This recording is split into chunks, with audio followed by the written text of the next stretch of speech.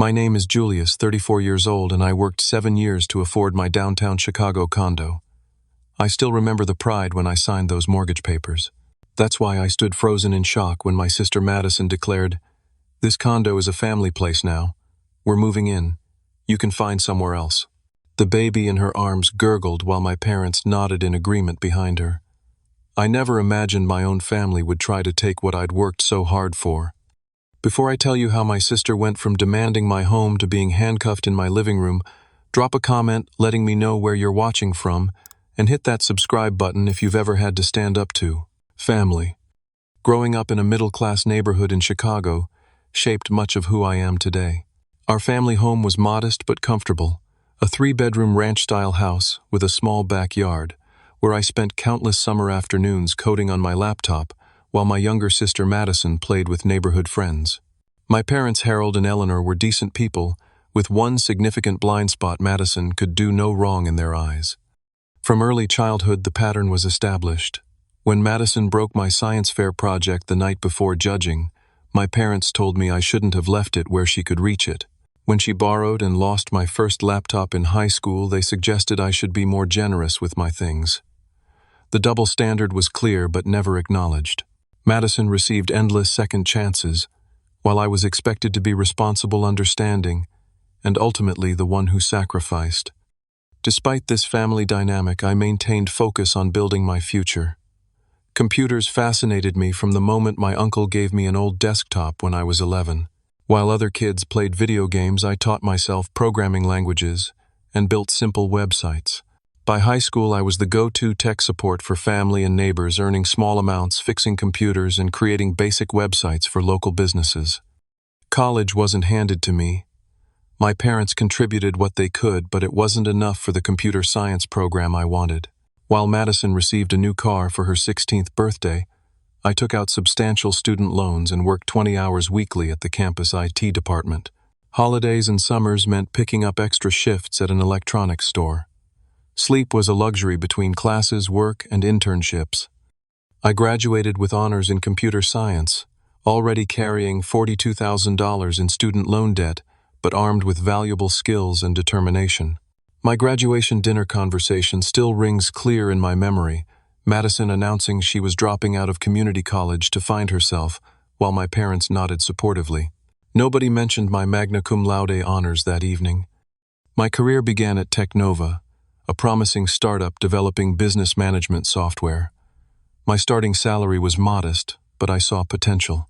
The next 5 years blur together in my memory: 60-hour work weeks, learning new skills on weekends, taking on the projects nobody else wanted. While friends enjoyed city nightlife, I lived with 2 roommates in a cramped apartment, making double payments on my student loans and saving every possible dollar. The promotion to senior developer came after 3 years. By year 5, I was leading my own team, all while living below my means, driving an 8-year-old sedan and saying no to vacations and expensive purchases. My single focus: saving enough for a down payment on my own place. The day I found my condo remains one of my proudest moments. Located in a revitalized neighborhood near downtown, the 2-bedroom unit was in an older building with character-exposed brick walls, hardwood floors, and large windows overlooking a small community garden. At 900 square feet, it wasn't enormous, but the space was mine. The 2nd bedroom became my home office, essential for late-night coding sessions and weekend projects. The mortgage approval process was stressful but ultimately successful. The closing day, signing hundreds of pages of documents, receiving the keys, standing alone in my empty living room afterward, felt surreal. 7 years of sacrifices had culminated in this moment. I spent the next several months slowly furnishing the place, doing much of the minor renovation work myself. I replaced outdated light fixtures, painted every room, and installed new kitchen backsplash tiles over countless weekends. Every corner of that condo represented not just money spent, but time invested. The floating shelves displaying my collection of vintage computer parts. The standing desk I built myself. The kitchen where I finally learned to cook decent meals. This wasn't just property, it was physical proof that discipline and hard work could overcome an uneven playing field. While I built my career and home, Madison's life followed a different trajectory. After dropping out of college, She cycled through retail jobs, never keeping one longer than a few months. Her relationship history was similarly unstable. A new boyfriend every year or so, each one briefly, the one before dramatic breakups. Our parents remained her safety net through it all. When Madison couldn't make rent, they covered it. When she totaled her car driving after drinking too much at a party, they helped her get another. When one boyfriend left her with unpaid utility bills, our parents handled it without question. The pattern was well established. Madison created problems and others solved them for her. Derek entered the picture 2 years ago. Unlike Madison's previous boyfriends, he had a steady job as an assistant manager at an electronics store. He seemed more stable, and for a while Madison's life appeared to settle. They rented an apartment together, a first-floor unit in an older building about 30 minutes from the city center. For nearly a year, family gatherings were notably drama-free. The pregnancy announcement came during Thanksgiving dinner last year. Madison was 3 months along, showing ultrasound pictures around the table. Our parents were ecstatic about becoming grandparents. I was genuinely happy for my sister, hoping parenthood might provide the purpose and responsibility she seemed to lack. We toasted with sparkling cider, and for once it felt like our family might be evolving into something healthier. Reality reasserted itself within months. During a family dinner, Madison casually mentioned they were falling behind on rent. The apartment had black mold problems, she explained, and they were withholding payment until the landlord addressed it. Our parents immediately offered their spare bedroom, but Madison declined, saying she and Derek needed their space. The conversation shifted to my condo. "Your place is so nice," Julius Madison commented, walking around my living room. "And it's just you, in all this space. Must be nice." I didn't think much of it at the time. Looking back, I should have noticed how she examined each room, opening closets and commenting on storage space. The frequency of her visits increased in the following weeks. She'd drop by unannounced, sometimes with Derek, sometimes alone, always with some trivial reason, borrowing kitchenware, asking for help with her laptop, or just being in the neighborhood. During one visit, I caught her measuring my guest bedroom walls. When questioned, she laughed it off, claiming she was just curious about whether her old desk would fit in a similar space. Another time, I found her taking photos of my kitchen cabinets, supposedly to get ideas for her own place. The signs were there, but I missed them completely, never imagining what was actually being planned. Our family dynamic had conditioned me to accommodate Madison's quirks. Even as an adult, I found myself automatically adjusting to make room for her needs and whims. This pattern, established in childhood, would soon be tested beyond anything I could have anticipated. Friday evening, after a particularly demanding week finalizing a major software release, I was looking forward to nothing more complicated than takeout and catching up on sleep. My team had successfully deployed new features we'd spent months developing, and my boss had suggested I take Monday off as recognition for the extra hours put in. Thoughts of a long weekend helped me through the commute home. The first sign, something was off: unfamiliar shoes clustered near my front door, a pair of women's boots I didn't recognize, men's work shoes, my parents' sensible loafers. My key still in the lock, I heard voices from inside my family who definitely didn't have plans to visit. Stepping into my own living room felt like walking onto an active film set where everyone knew their roles except me. Madison sat on my couch, baby Lily cradled in her arms. Derek stood awkwardly near the kitchen entrance. My parents occupied the chairs opposite the sofa, my father's arm around my mother's shoulders. Most alarmingly, stacked against the wall near the entryway were cardboard boxes, 2 suitcases, and a portable crib. "What's going on?" I asked, setting down my laptop bag. "Is everything okay?" Madison exchanged glances with our parents before answering. "We've made a decision that's best for everyone," she said, using the same tone she'd employed since childhood when announcing she'd fixed a problem of her own creation. "This condo is a family place now. We're moving in. You can find somewhere else." The statement was so absurd. I actually laughed, assuming this was some elaborate prank. Very funny. Seriously, though, what brings everyone here? Did we plan a dinner I forgot about? My mother leaned forward, her expression gentle but determined. "Julius, honey, we've all discussed this. Madison and Derek need a stable home for the baby. Your place is perfect, close to good schools, safe neighborhood, Plenty of space. We've thought it through, my father added. You're just one person in a two-bedroom place. They're a family of three. The reality of the situation slowly crystallized. This wasn't a joke. They were serious. Let me get this straight, I said slowly. You're saying Madison and Derek are moving into my condo. The condo I bought. The condo I pay the mortgage on every month. Madison nodded, adjusting baby Lily in her arms. It makes the most sense. You can stay in the guest room temporarily until you find your own place. We need the master bedroom for us and the nursery for Lily. The audacity left me speechless. Derek at least had the decency to look uncomfortable, studying the floor and shifting his weight between feet. My parents watched expectantly, as though waiting for me to acknowledge the obvious wisdom of this plan. That's not happening, I finally managed. This is my home. I bought it. I renovated it. I pay for it. You can't just decide to take it. Madison's expression hardened. Don't be selfish, Julius. We're talking about your niece's future. Family helps family. You always have to make everything difficult. Difficult. The word struck like a match on dry kindling. How is wanting to keep my own property being difficult? Now, my father interjected. Let's stay calm. We know this is a big change, but sometimes we make sacrifices for family. Your mother and I have discussed it, and we think this arrangement makes sense. You make good money. You can afford to rent something else. The betrayal cut deep. Not just Madison, I'd expected self-centered behavior from her, but my parents. They had helped me review mortgage documents years ago. They'd brought housewarming gifts. They knew what this place meant to me. Yet here they were calmly explaining why I should surrender it. This isn't happening, I repeated more firmly. Madison, Derek, I'm sorry if you're having housing issues, but taking my home isn't the solution. We've already given notice at our apartment. Derek spoke for the first time, still not making eye contact. The landlords rented it to someone else starting next week. The calculated nature of their plan became clear. They'd created a situation where refusing meant leaving them homeless, maximizing pressure on me to comply. Classic Madison tactics now, with my parents' full support. That's not my problem, I said, surprising myself with my firmness. You made that decision without consulting me. I never agreed to this. Julius.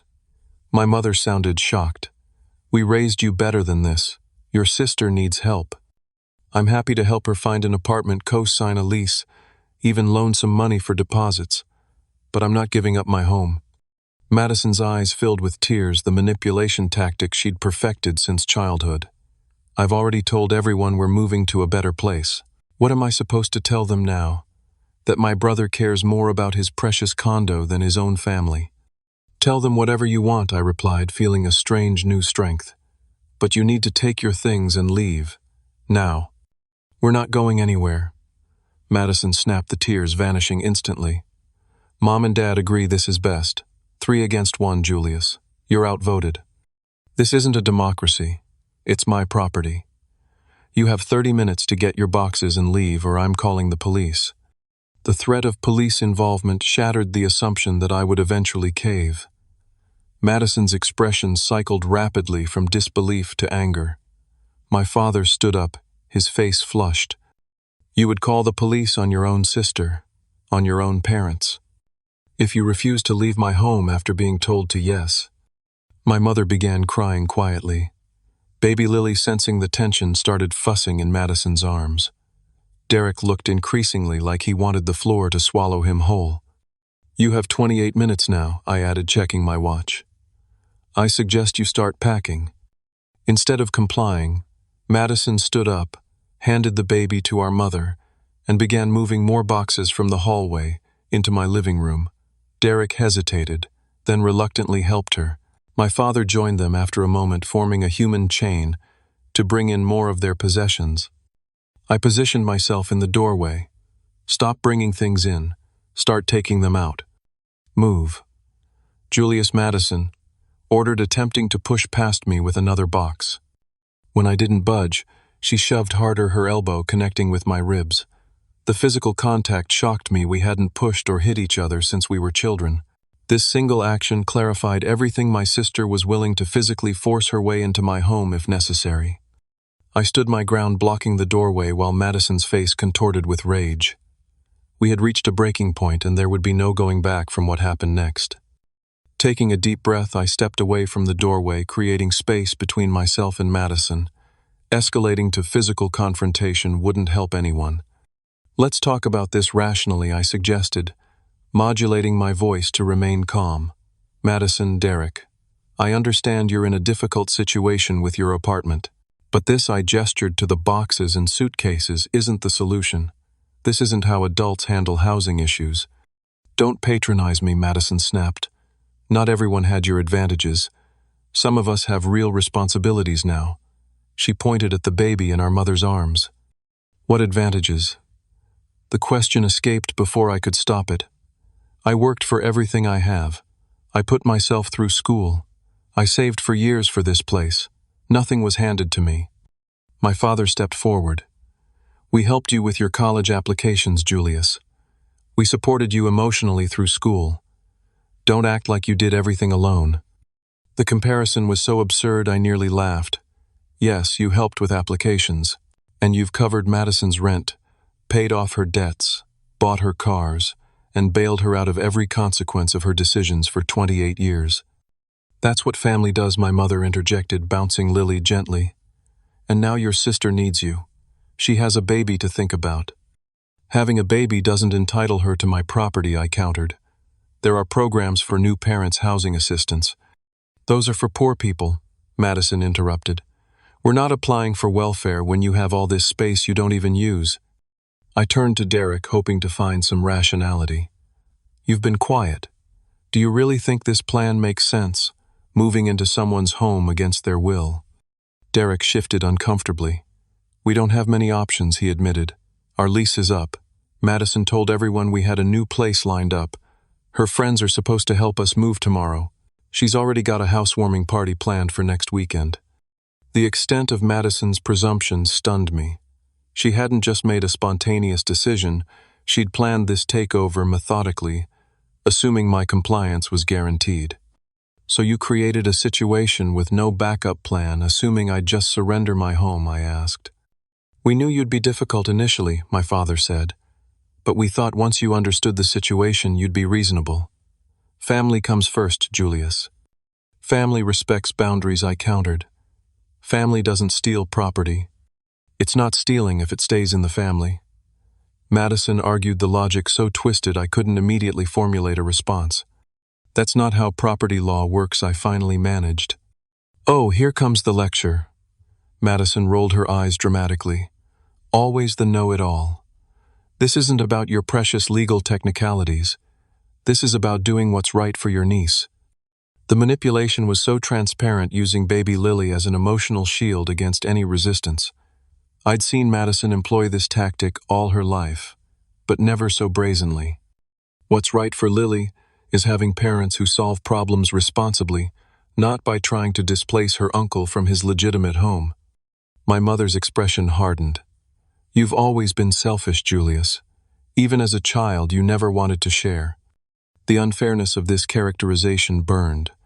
I'd spent my entire childhood sharing, or more accurately surrendering, my possessions, my parents' attention, and my boundaries to Madison's wants.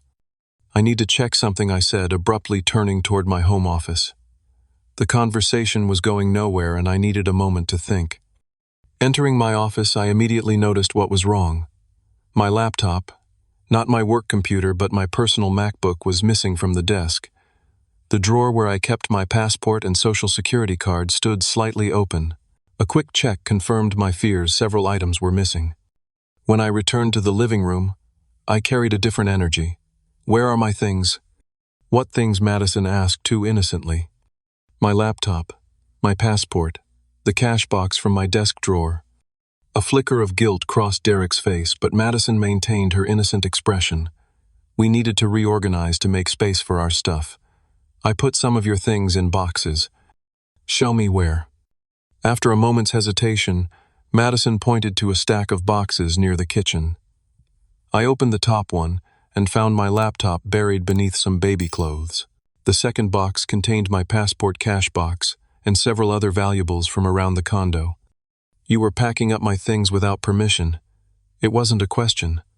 You have so much stuff, Madison replied defensively.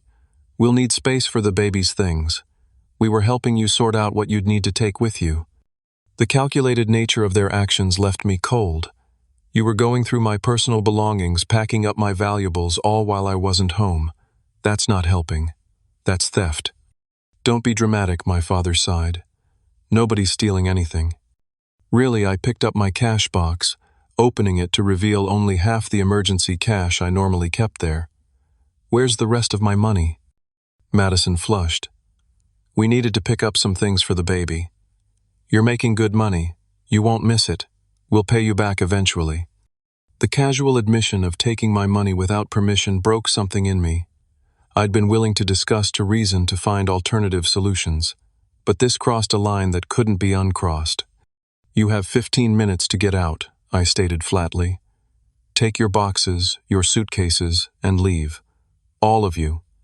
We need this place more than you do, Madison insisted, her voice rising. You're being completely unreasonable. Unreasonable is thinking you can take someone's home. Unreasonable is stealing their money. Unreasonable is expecting me to just accept all of this. Madison's eyes narrowed dangerously. If you don't cooperate, things might get damaged in the move, she threatened, gesturing toward my collection of vintage computer components displayed on floating shelves. Accidents happen. The threat hung in the air. My mother gasped softly, but neither she nor my father reprimanded Madison for the implicit threat to destroy my property. Their silence was another betrayal. Did you just threaten to damage my things if I don't let you take my home? I asked, wanting the threat clearly stated. Instead of answering, Madison strode to the shelf and deliberately swept her arm across it. Several rare computer parts, some irreplaceable items I'd collected over years, crashed to the floor. A vintage mechanical keyboard, shattered keycaps, scattering across hardwood. Oops, she said flatly. Accident. My parents remained frozen, saying nothing as Madison deliberately escalated to property destruction. Even Derek looked shocked at the turn of events. In that moment, I made a decision. Without speaking, I pulled out my phone and began recording video documenting the scattered components, the boxes of my possessions they'd packed, and Madison standing defiantly amid the destruction. What are you doing? She demanded. Getting evidence, I replied, continuing to record.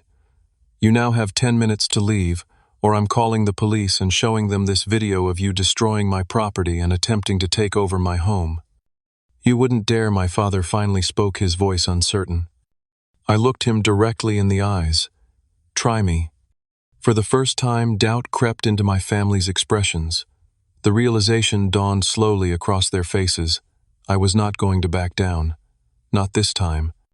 The atmosphere in the condo shifted as my family processed my ultimatum. Madison's expression oscillated between disbelief and fury. She had never encountered firm resistance from me before. Our parents exchanged worried glances. Derek stared at the floor, clearly wishing to be anywhere else. Only baby Lily seemed oblivious to the tension, having fallen asleep in my mother's arms. You would really call the police on your own sister? Madison's voice trembled, genuine shock, mixed with growing anger. On the mother of your niece. You've left me no choice, I replied. Still recording. Breaking into my home while I was at work. Going through my belongings. Taking my money without permission. Destroying my property. What would you call that if someone did it to you? This is different. We're family. Family doesn't steal from family, I countered. Family respects boundaries. Madison's face contorted with rage. You and your precious boundaries. You've always been this way, cold, distant, selfish, all about your stupid computer stuff and your career. Meanwhile, I'm trying to create an actual family to give mom and dad grandchildren, to make something meaningful. Her words revealed the undercurrent that had always defined our relationship. Her perception that her life choices were somehow more valid, more meaningful than mine. That my work, my independence, my achievements counted less than her traditional path. Creating a family doesn't give you the right to take what isn't yours, I said quietly. We need this place, Madison screamed, her composure shattering completely. Your job pays 3 times what Derek makes. You can afford another place. Why can't you just help us for once in your life? I've offered help finding an apartment, co-signing a lease, lending money for deposits. What I won't do is surrender my home because you decided you deserve it more than I do. You've never helped me with anything. It's always been about you, your education, your career, your precious condo.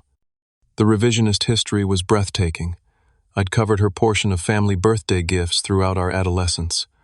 I'd loaned her money countless times, rarely seeing repayment. I'd helped her move between apartments 4 times in the past decade. Yet in her mind, I'd given nothing. My mother finally spoke up. "Julius, please, can't we discuss this without involving authorities? We're talking about your sister's welfare, your niece's future." We passed the discussion phase when Madison started destroying my property. I replied, gesturing toward the scattered computer components. "And when I discovered you'd been going through my belongings while I wasn't home." "Don't be so dramatic about a few old computer parts my father dismissed. They can be replaced." His casual dismissal of my collection items, I'd spent years tracking down some irreplaceable, underscored how little they valued what mattered to me. 7 minutes, I said, checking my watch. "Either you start removing your things or I make the call." Madison glanced at our parents, clearly expecting them to intervene to say something that would magically resolve the situation in her favor. When they remained silent, the reality of her position seemed to dawn on her. Her eyes darted around the room, landing on my entertainment center. Before I could react, she lunged toward the shelving unit that held my gaming system and collection of rare editions. With a deliberate sweep of her arm, she sent controllers and limited edition game boxes crashing to the floor. "Madison." My mother finally sounded shocked. "Stop that right now." Too late. Madison had moved beyond reason into the destructive tantrum mode I'd seen throughout our childhood when she didn't get her way. She grabbed a framed photo from the wall, a signed picture from a technology conference where I'd met my professional hero, and smashed it against the edge of the coffee table. Glass shattered across the hardwood floor. "If I can't have this place, I'll make sure you remember what happens when you cross me," she spat. I stopped recording and dialed 911, maintaining eye contact with Madison as I did so. For a moment she froze, perhaps expecting me to back down at the last second as I'd done so many times before. When I began speaking to the dispatcher, describing the situation and giving my address, the color drained from her face. "He's lying," Madison shouted loud enough for the dispatcher to hear. "We live here too. He's trying to kick out his own family. There's a baby involved." My mother hurried to her side, still holding Lily, while my father stepped toward me, hand outstretched. "Hang up the phone, son," he urged.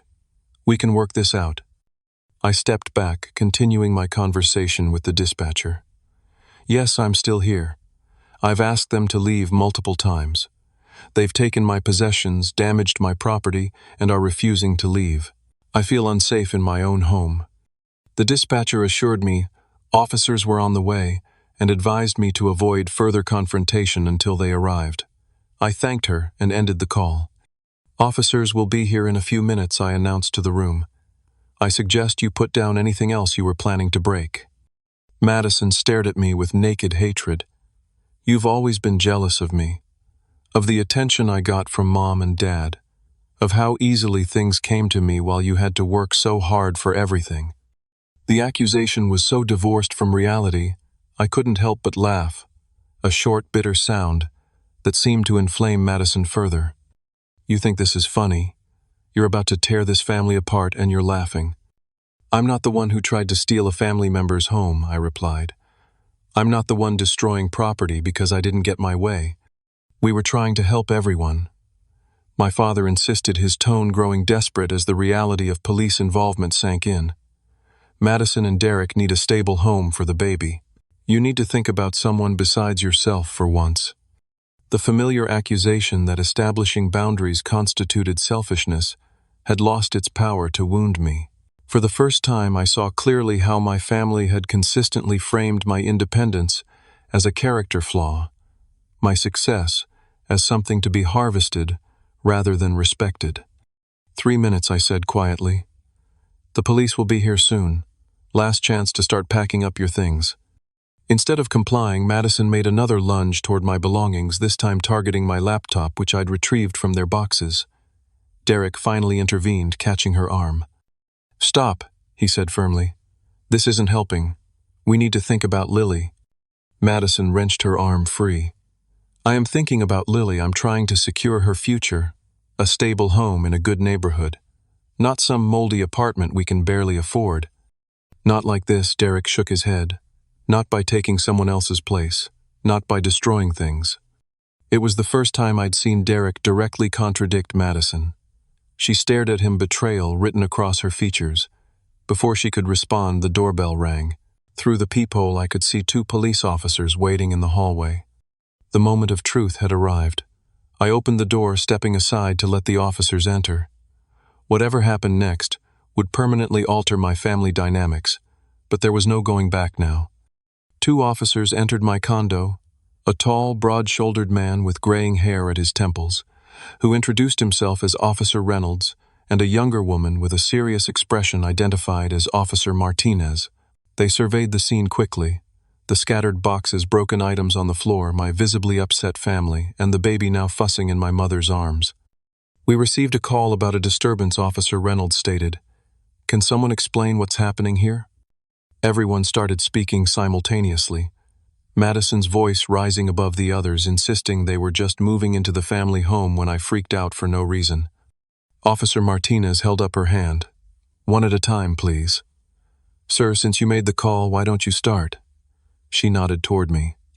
I explained the situation as clearly and calmly as possible. "This is my condo. I purchased it 3 years ago, and I'm the sole owner on the mortgage and deed. I came home from work today to find my sister, her boyfriend, their baby, and my parents here with boxes and suitcases. They informed me they were moving in and expected me to move out. When I refused, the situation escalated to property damage and threats." "That's not what happened," Madison interrupted. "We discussed this as a family. Julius agreed we could move in since we have a baby and need more space. Now he's changing his mind and trying to make us homeless." Officer Reynolds turned to Madison. "Ma'am, please wait your turn. We'll get your statement next." His firm but professional tone seemed to surprise my sister, who wasn't accustomed to being denied immediate attention. "Do you have documentation showing you're the property owner?" Officer Martinez asked me. "Yes, I can show you the mortgage statements and deed."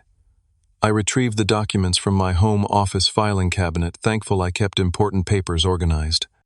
While the officers reviewed my documentation, Madison continued trying to control the narrative, her voice growing increasingly desperate. "We have nowhere else to go. Our lease is up. He's trying to put his own niece on the street." Officer Martinez addressed Madison next. "Ma'am, do you have any documentation showing you have a right to be in this residence? A lease agreement with your brother, perhaps? Any written agreement about moving in?" "We don't need paperwork. We're family," my father interjected. "Julius knows his sister needs help with the baby." Officer Reynolds shook his head slightly. "Family or not, you need legal permission to occupy someone's residence. Without documentation or the owner's consent, you don't have a right to be here if he asks you to leave." The simple matter-of-fact statement seemed to land like a physical blow. My parents exchanged worried glances, while Madison's expression hardened. "I want to press charges," I stated clearly. "They've damaged my property and taken money and belongings without permission. I have video evidence." I showed the officers the recording on my phone, including Madison's deliberate destruction of my computer collection and entertainment system. Officer Martinez suggested we separate to provide individual statements. She took Madison and my mother to the kitchen area, while Officer Reynolds spoke with me, my father, and Derek in the living room. This division prevented Madison from interrupting or manipulating others' accounts. Derek surprised me by being honest. When Officer Reynolds asked if they had permission to move in, he admitted quietly, "No." Madison said Julius wouldn't mind once we were already here with our stuff. I was uncomfortable with the plan, but he trailed off, glancing at my father. "You went along with it anyway." Officer Reynolds finished for him. "And did you participate in removing the homeowner's possessions or taking his money?" Derek shook his head. "I helped move our boxes in, but I didn't touch his stuff." I didn't know about the money until he mentioned it. My father maintained the family narrative that I was selfish for not helping my sister, that family should share resources, that I had more than I needed. When pressed about whether I had ever explicitly agreed to them moving in, he eventually admitted, not in so many words, but we thought he'd understand once we explained. From the kitchen, I could hear Madison's voice rising again. Officer Martinez's responses remained measured but firm. The situation was clearly not proceeding as my sister had anticipated. After taking statements, the officers conferred briefly. Officer Reynolds then addressed the room. Based on our investigation and the documentation provided, this residence legally belongs solely to Julius. He has asked you all to leave, which is his right as the property owner. Additionally, we've seen evidence of property damage and unauthorized taking of possessions. So what happens now? My mother asked, her voice small. You need to leave the premises, Officer Martinez stated. All of you except Julius. You can take your personal belongings that you brought with you today, but nothing belonging to the homeowner. And if we refuse, Madison challenged, her tone combative. Then you would be trespassing and we would be forced to remove you, Officer Reynolds explained. Additionally, based on the evidence we've seen, there could be charges for destruction of property and theft. My mother began crying softly. Please, officers, there must be some misunderstanding. We're just trying to help our daughter and granddaughter. The only misunderstanding, Officer Martinez replied gently, is the belief that you can occupy someone's home without their permission, family or not. As the reality of the situation sank in, Madison's demeanor changed. Her face flushed with anger, and she turned to me. You're choosing your things over your family. I'll never forgive you for this. Never. I maintained eye contact, but said nothing. There was nothing left to say. You all need to start gathering your belongings now, Officer Reynolds directed. We'll remain present to ensure an orderly departure. My parents and Derek began collecting their things, but Madison remained motionless, staring at me with undisguised hatred. When Officer Martinez approached to escort her toward their boxes, Madison suddenly lunged at me. This is all your fault, she screamed, hands outstretched as if to grab me. The officers reacted instantly. Officer Reynolds stepped between us while Officer Martinez caught Madison's arm. My sister struggled against their restraint, continuing to scream accusations and threats.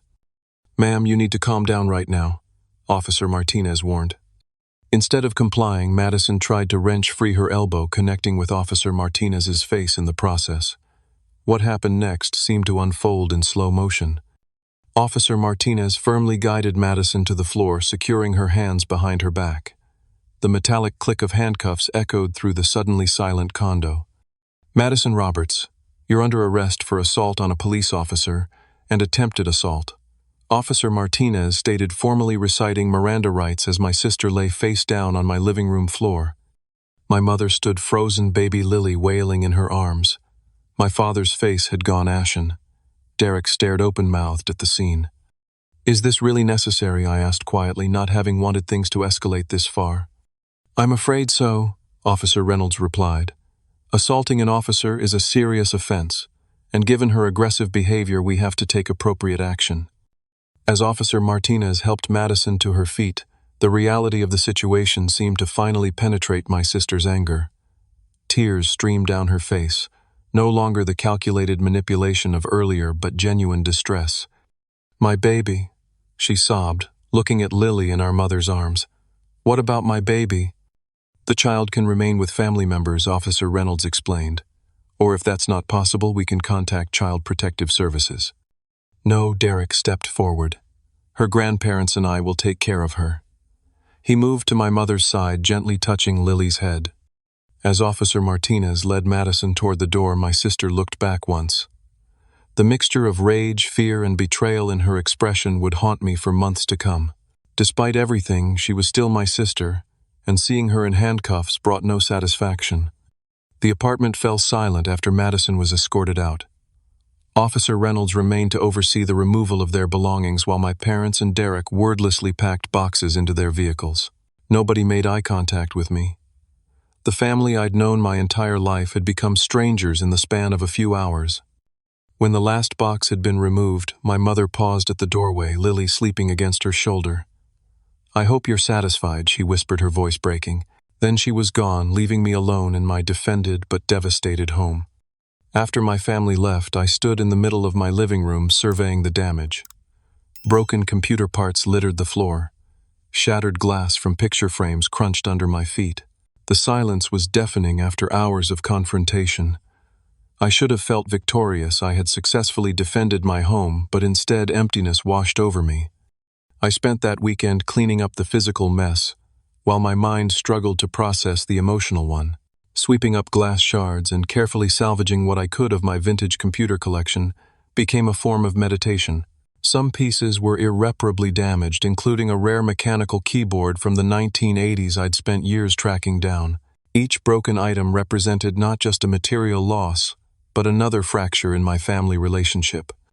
Madison spent one night in county jail before my parents posted bail. The charges against her were serious assault on a police officer, attempted assault, destruction of property, and attempted burglary. The criminal justice system, unlike our family dynamic, didn't bend to accommodate her expectations. 3 days after the incident, my father called. His voice sounded older, strained. "We need to talk about your sister's legal situation," he began. No greeting, no asking how I was doing. "The prosecutor is willing to offer a plea deal, but they need you to agree not to pursue the property damage and theft charges." "I see," I replied, unsurprised that even now the focus remained on protecting Madison from consequences. "And what does Madison have to say about all this?" "She's upset, Julius. She's a new mother facing criminal charges. What do you think she has to say? Has she expressed any remorse for what happened? Any acknowledgement that trying to take over someone's home was wrong?" His silence answered my question. "I'll think about it," I finally said. "But I need to hear from Madison directly, not through intermediaries." This requirement was met with resistance. My parents argued that Madison was too emotional to speak with me, that I should simply forgive and forget for family harmony. Their familiar pattern of enabling continued despite everything that had happened. A week passed before Madison finally called. The conversation was brief and tense. "I need these charges dropped," she stated flatly. "No apology. No acknowledgement of wrongdoing." "I need to know you understand why what happened was wrong," I countered. "Fine. I should have asked permission before planning to move in. Happy now." Her grudging non-apology highlighted the fundamental disconnect. In her mind, the only mistake was procedural, not asking permission, rather than the entitlement underlying the entire plan. Despite my reservations, I ultimately agreed not to pursue the property damage and theft charges if Madison entered a diversion program that included community service and counseling. The assault on Officer Martinez was reduced to a misdemeanor with probation. My decision wasn't about forgiveness. It was about allowing everyone, including myself, to move forward. The wider family fallout was immediate and painful. News of the incident spread quickly through our extended family network. People took sides, often without knowing the full story. My maternal grandmother, who had always adored Madison, refused to speak to me at a cousin's wedding 3 months later. An uncle I'd been close to growing up suggested I should have been the bigger person and temporarily surrendered my home to help my sister. Others offered quiet support. My father's brother, who had witnessed Madison's preferential treatment throughout our childhood, took me to lunch and simply said it was long overdue for someone to hold her accountable. A cousin who had experienced similar family dynamics sent a text that meant more than she probably realized. Boundaries aren't selfish, they're necessary. Holidays became battlegrounds of strained politeness and strategic seating arrangements.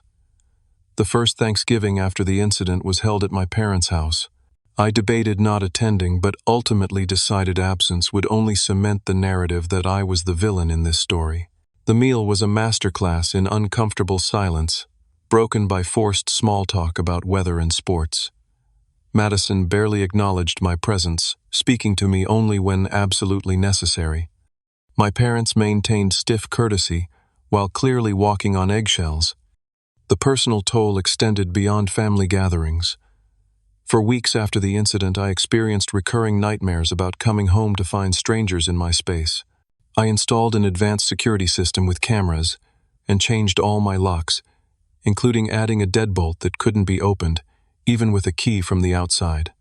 Rational or not, the fear of another invasion lingered. Trust became a scarce commodity in my life. Friends noticed my increased guardedness, my reluctance to let people into my home. Dating became complicated. How do you explain to someone new in your life that your family dynamic includes your sister trying to commandeer your home? When I did share the story, reactions ranged from disbelief to uncomfortable laughter as though I must be exaggerating for effect. The guilt was perhaps the most unexpected consequence. Despite knowing intellectually that I had done nothing wrong, had in fact been the victim in this situation. Internalized family patterns are difficult to break. The voice in my head that had always whispered, "Maybe you are being selfish," grew louder in vulnerable moments. I began seeing a therapist who helped me recognize this as the result of years of conditioning to prioritize Madison's needs above my own. Dr. Catherine Larson, a compassionate woman in her 50s with a direct approach, became my guide through the complex emotional aftermath. During our weekly sessions, she introduced the concept of family systems and helped me see how my role as the responsible one had been established early and reinforced throughout my life. What you experienced wasn't just a single incident, she explained during one particularly insightful session. It was the inevitable culmination of a lifetime of imbalanced family dynamics. Through therapy, I began to understand that my feelings of guilt weren't rational responses to my actions, but programmed reactions from years of being told that establishing boundaries was selfish. This recognition didn't immediately eliminate the feelings, but it helped me contextualize them. 6 months after the incident, Madison completed her community service requirement and remained on probation. During this time, she and Derek found a small apartment they could afford, not in the upscale neighborhood they'd coveted, but safe and clean. My parents helped with their security deposit, a contribution I had no issue with. Helping family was never the problem. The entitlement to take what wasn't offered was. Through mutual friends, I heard Madison had started a part-time job while Derek received a promotion at the electronics store. Baby Lily was reportedly thriving, growing into a cheerful, curious infant. Despite our estrangement, I set up a college fund for my niece, arranging it so contributions would continue automatically from my account without requiring direct contact with Madison or my parents. My relationship with my parents slowly entered a rebuilding phase. Initial conversations were awkward, centered around neutral topics like their garden renovations or my recent work projects. Gradually, we established a new normal, more distant than before but functional. They never directly apologized for their role in the incident, but my father once acknowledged we might not have handled things in the best way, which from him was significant. Madison proved more resistant to reconciliation. At family gatherings, she maintained cool politeness, but nothing more. When I sent Lily birthday and Christmas gifts, the only acknowledgement came from Derek, in the form of brief thank you texts. The path to rebuilding trust would clearly be longer and more complicated with my sister. The most profound change occurred within myself. The incident, painful as it was, forced me to establish and maintain boundaries I should have set years earlier. No longer did I automatically say yes to requests that compromised my well-being. No longer did I accept the characterization of my independence as selfishness. The price of this growth had been high fractured family relationships, legal intervention, emotional trauma, but the resulting clarity felt like removing glasses with the wrong prescription and seeing clearly for the first time. 1 year after what my therapist and I had come to call the incident, I received an unexpected text from Madison Family Therapy, Saturday at 3, Dr. Patterson's office. "Mom and Dad will be there. Please come." No, please, no additional context. Typical Madison directness.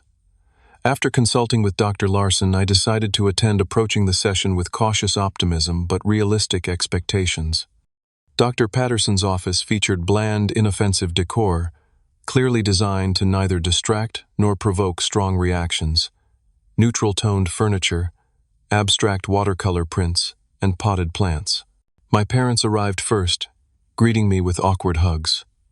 Madison and Derek arrived last. Lily, now a toddler, walking unsteadily between them. The sight of my niece, whom I'd only seen in photos shared by my parents, hit me unexpectedly hard. She had Madison's eyes and my father's smile. a living connection to family that transcended the conflicts of the adults around her. Dr. Patterson, a soft-spoken man with a methodical approach, established ground rules for our session. Each person would have uninterrupted time to express their perspective on what had happened and its aftermath. No accusations, no interruptions. Focus on feelings rather than assigning blame. My parents spoke of their confusion and sadness over the family fracture. They acknowledged, after gentle prompting from Dr. Patterson, that they had enabled Madison throughout her life and failed to recognize how their different treatment of their children had created unhealthy dynamics. We thought we were helping, my father admitted, but maybe we were just making it easier for Madison not to grow up. Derek, whose quiet presence I'd always underestimated, surprised me with his insight. I went along with a plan I knew was wrong because it was easier than standing up to Madison, he confessed. I've spent this year learning to be a partner, not just a follower, and to be the kind of father Lily deserves, someone who models integrity. When Madison's turn came, I braced myself for defensiveness or minimization. Instead, she spoke with unexpected reflection. I've spent my whole life expecting things to be handed to me, she began, not meeting anyone's eyes. When Julia said no, it didn't compute. No one had ever really told me no before. She paused, collecting herself. The program they made me attend, I hated it at first, but they made me look at patterns, how I always expected bailouts, how I never had to face consequences. She finally looked at me directly. I'm not saying I'm fixed. I still think sometimes that life is unfair because things aren't just given to me, but I'm working on it. And I was wrong about the condo, about taking your things, about all of it. It wasn't a perfect apology. Madison would likely never be the type for emotional eloquence, but the acknowledgement represented significant progress. When my turn came, I spoke honestly about the betrayal I'd felt, the lingering trust issues, and my hope for healthier family dynamics moving forward. Dr. Patterson guided us through setting realistic expectations for rebuilding relationships. We wouldn't immediately return to carefree family gatherings, but we could begin with structured interactions and clear boundaries. The first test of our fragile new understanding came 2 weeks later, a family dinner at a neutral location, a restaurant downtown. The conversation remained carefully polite, focusing on safe topics like Lily's developmental milestones and my father's upcoming retirement. Madison and I interacted minimally but civilly, a small step but a step nonetheless. Over the following months, these cautious interactions continued. Sunday dinners every other week, occasional family outings to child-friendly locations where Lily provided a natural focus for attention. During these gatherings, I observed subtle but significant changes in our family dynamics. My parents no longer automatically took Madison's side in discussions. They began asking about my work with genuine interest rather than polite obligation. Most notably, they started enforcing consequences when Madison occasionally slipped into old patterns of expectation. Madison herself showed incremental progress. She and Derek had both maintained steady employment. They were saving for a down payment on a modest condominium, not in my building or neighborhood, but in an area with good schools for Lily. When Madison mentioned this plan during a family dinner, she specifically noted, "We're doing it the right way this time. Saving up, getting pre-approved for a mortgage. No shortcuts." My relationship with my niece developed gradually. Initially shy around the uncle she barely knew, Lily eventually warmed up, bringing me her favorite books to read or toys to examine. Her innocent presence often eased tensions during family gatherings. It was impossible to maintain adult grudges while helping a toddler build block towers or identifying animals in picture books. Professionally, I continued advancing at my company, eventually being promoted to development team director. The experience with my family, though painful, had strengthened my leadership skills. I became more assertive in meetings, clearer about expectations with my team, and more confident in setting boundaries with demanding clients. The most profound changes, however, occurred in my personal growth. Through continued therapy and deliberate practice, I learned to recognize and counteract the guilt triggers installed by years of family conditioning. I became more discerning about relationships, cultivating connections with people who respected boundaries and reciprocated support. 2 years after the incident, I hosted Thanksgiving dinner in my condo, a symbolic reclaiming of my space as somewhere family could gather positively. Madison entered somewhat hesitantly clearly, remembering the last time she'd been there. We had a moment of eye contact that acknowledged the history without letting it dictate the present. The dinner wasn't perfect. Underlying tensions still surfaced occasionally in subtle ways, a tightening around my mother's eyes when I mentioned boundaries, Madison's momentary flash of resentment when I talked about an upcoming vacation. But these were ripples rather than waves, manageable friction rather than destructive conflict. After dinner, while others chatted in the living room, Madison found me alone in the kitchen loading the dishwasher. "I never properly apologized," she said abruptly. "Not really. So I'm sorry. What I tried to do was wrong. Not just inappropriate or presumptuous. Wrong." The directness surprised me. "Thank you for saying that. I was seeing everything through this lens of 'I deserve this,' without ever questioning why I deserved it more than you did." She fidgeted with a dish towel. "The counselor I've been seeing says entitlement is like addiction. Recovery isn't linear. I've noticed the changes I offered. They matter." A comfortable silence settled between us, perhaps the first truly comfortable moment we'd shared as adults. We weren't best friends, wouldn't ever be completely aligned in our perspectives, but we had found a way to exist in the same family ecosystem without destroying each other. Later that evening, as my family prepared to leave, my father pulled me aside.